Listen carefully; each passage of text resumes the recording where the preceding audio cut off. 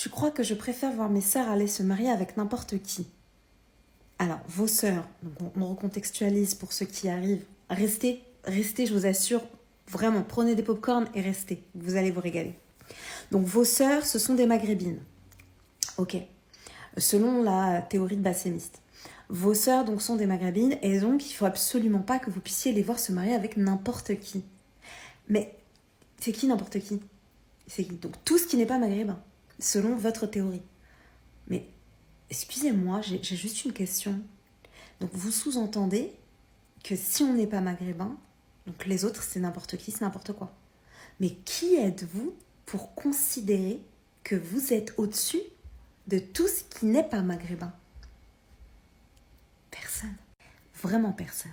Et vous venez de le prouver. Et ça, c'est très triste.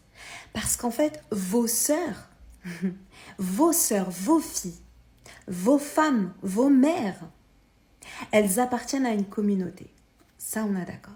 90% de cette communauté est de religion musulmane. Dans cette religion qui est la mienne, il y avait parmi les bras droits de notre prophète, alayhi salatu wassalam, un homme du nom de Bilal, qui avait la peau noire, qui était un esclave de base et qui s'est retrouvé élevé au rang d'homme noble, 100 000 fois plus noble que votre mentalité. Je vous souhaite juste d'avoir 1% de la mentalité de ce genre d'homme. D'accord ? Donc, vos sœurs, elles se marient déjà avec qui elles veulent. Et ensuite, j'espère sincèrement qu'elles se marieront absolument pas avec des gens qui ont votre mentalité. C'est une mentalité qui est fermée, c'est une mentalité qui est hermétique, c'est une mentalité qui fait très peur.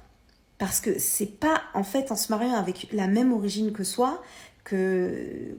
Enfin, à un moment donné, on n'est pas des animaux pour être du pur sang ou je ne sais quoi. Ça, c'est une pensée très lepéniste, c'est une pensée très zémourienne.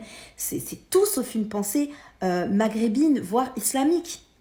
Donc, à un moment donné, prenez le temps de vous instruire, prenez le temps de réfléchir ce sur quoi vous vous instruisez. Parce que c'est très important. Il ne faut pas juste s'instruire, il faut aussi apprendre à réfléchir sur ce que vous allez apprendre.